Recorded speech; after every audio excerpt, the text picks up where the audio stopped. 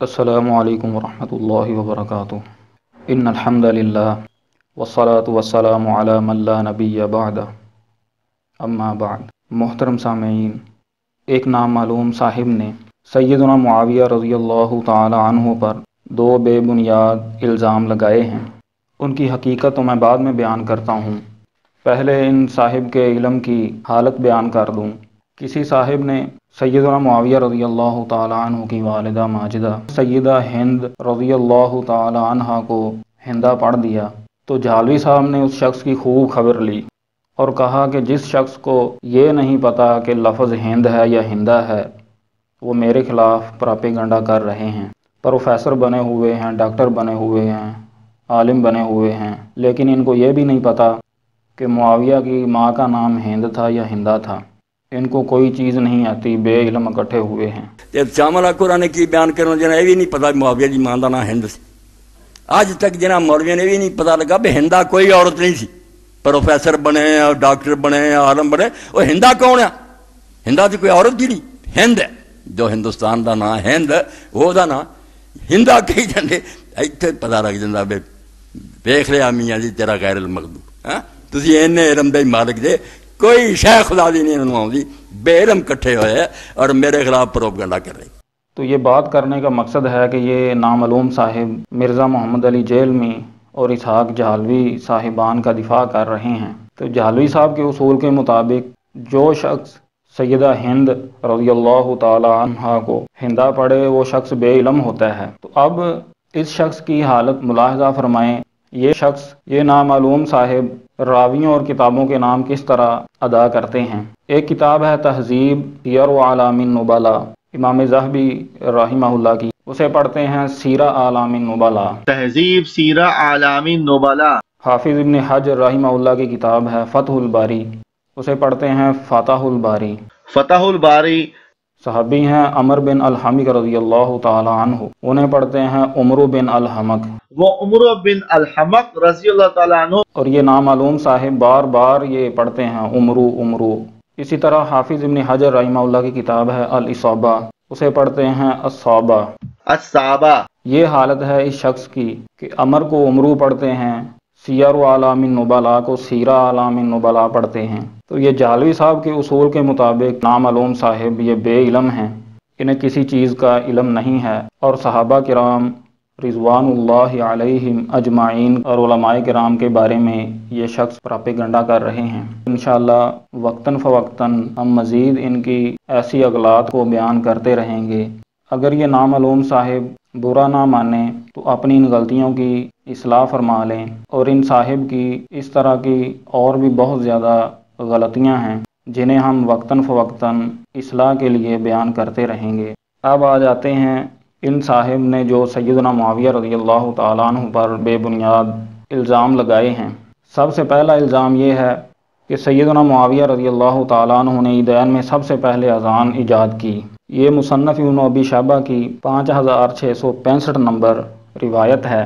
سند کچھ یوں ہے: حدثنا وکیع عن ہشام عن قتادہ عن ابن المسیب قال اول من احدث الاذان فی العیدین معاویہ۔ سعید بن مسیب رحمہ اللہ فرماتے ہیں کہ عیدین میں سب سے پہلے سیدنا معاویہ رضی اللہ تعالیٰ عنہ نے اذان کو ایجاد کیا۔ تو ان نامعلوم صاحب کے لیے عرض ہے کہ یہ روایت اصول محدثین پر ضعیف ہے، کیونکہ اس میں ایک راوی ہیں قتادہ اور یہ مدلس ہیں، اور اصول حدیث کا یہ مشہور قاعدہ ہے کہ مدلس راوی کی عن والی روایت ضعیف ہوتی ہے، اور مرزا جہلمی صاحب کو بھی اس اصول کا بڑی شدت کے ساتھ اقرار ہے۔ وہ بھی بار بار یہ اصول بیان کرتے ہیں کہ مدلس کی بغیر سماع کی صراحت کے عن والی روایت ضعیف ہوتی ہے۔ اور یہ پیٹ رول ہے صحیح مسلم کے مقدمے میں، محدثین کا اجماع ہے کہ مدلس کی عن والی روایت سماع کی تصریح کے بغیر ضعیف تصور کی جاتی ہے۔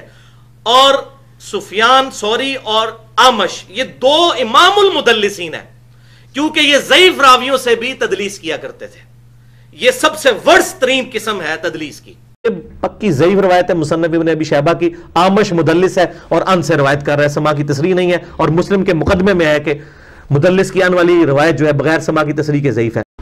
جمہور کا موقف کیا ہے؟ یہی موقف ہے کہ مدلس کی ان والی روایت سماع کی تصریح کے بغیر ضعیف ہوتی ہے۔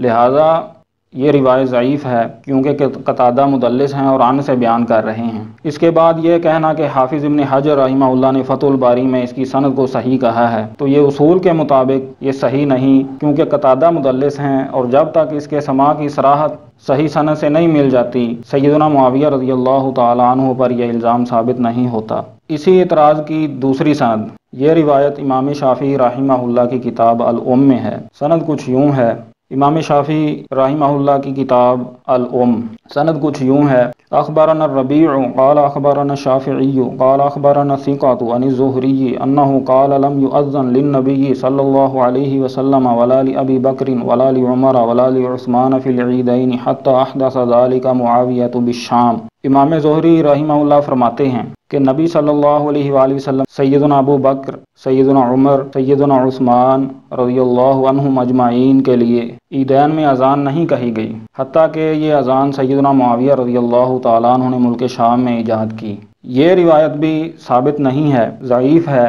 اس میں دو علتیں ہیں، دو وجہ سے یہ روایت ضعیف ہے۔ امام شافعی رحمہ اللہ کے شیخ الثقہ یہ مبہم ہے اور ان کی تعیین نہیں ہے کہ یہ کون ہیں، اور دوسری علت امام زہری رحمہ اللہ کا ارسال ہے، اور امام زہری رحمہ اللہ یہ مدلس بھی ہیں۔ ان دو علتوں کی وجہ سے یہ روایت بھی ضعیف ہے۔ تو جب تک اس کی صحیح سند ثابت نہیں کر دی جاتی تب تک سیدنا معاویہ رضی اللہ تعالیٰ عنہ پر یہ اعتراض بے بنیاد رہے گا۔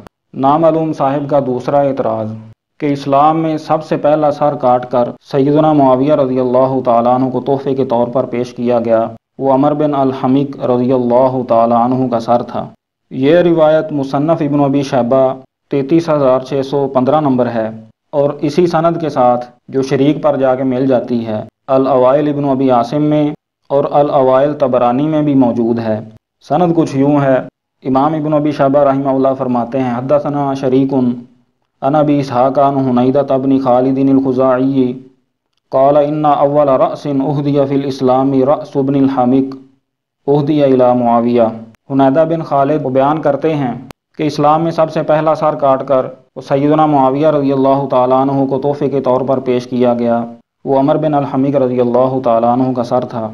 یہ روایت بھی ثابت نہیں ہے، اس میں دو علتیں ہیں۔ پہلی علت، اس میں شریک القاضی مدلس ہیں، اور مرزا جہلمی صاحب بھی اس راوی کو مدلس مانتے ہیں اور فرماتے ہیں ایک روایت کے بارے میں کہ اس میں شریک القاضی مدلس ہے، اس میں شریک القاضی مدلس ہیں اور ان سے روایت کر رہے ہیں، اور سما کی تصریح کوئی نہیں موجود۔ لائے نا سما کی تصریح علماء عرب تو ہم مان لیں گے۔ لہذا گزارش ہے کہ یہاں بھی شریک یہ مدلس ہے اور ان سے بیان کر رہا ہے، تو جب تک اس کے سماع کی صراحت نہیں مل جاتی تب تک یہاں تدلیس کا الزام رہے گا۔ دوسری علت، ابو اسحاق یہ بھی مدلس ہیں اور ان سے بیان کر رہے ہیں، اور محدثین کا اصول ہے کہ مدلس راوی جب ان سے روایت بیان کرے سماع کی صراحت نہ ہو تو بخاری مسلم کے علاوہ اس کی روایت جو ہے وہ ضعیف ہوتی ہے۔ تو ثابت ہوا کہ نامعلوم صاحب نے سیدنا معاویہ رضی اللہ تعالیٰ عنہ پر جو دو الزام لگائے ہیں وہ بے بنیاد ہیں۔